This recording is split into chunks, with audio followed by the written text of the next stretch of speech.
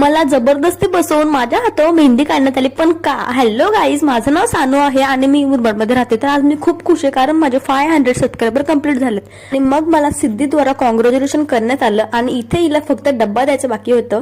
आणि आमच्या घरातले हे 2 भुक्कड इथे घेत होते जेवायला आणि त्यांचं बघून मला सुद्धा खूप जास्त भूक लागली. मग मी सुद्धा घेतलं त्यांच्यामध्ये जेवायला आणि आम्ही तिघं बसून मस्त जेवलो. चिकन आणि भात खूप जास्त टेस्टी होतं यार, मला तर खूप आवडलं. आणि इव्हिनिंगला आमच्या घरामध्ये झालं मेहंदी सेरेमनी चालू, जिथे माझी प्रोफेशनल मेहंदी आर्टिस्ट दीदी सर्वांची मेहंदी काढत होती. सर्वांची मेहंदी काढून पोट नाही भरलं तिचं, त्यामुळे तिने मला दुसऱ्या दिवशी बसवलं आणि माझ्या सुद्धा मेहंदी काढलीच.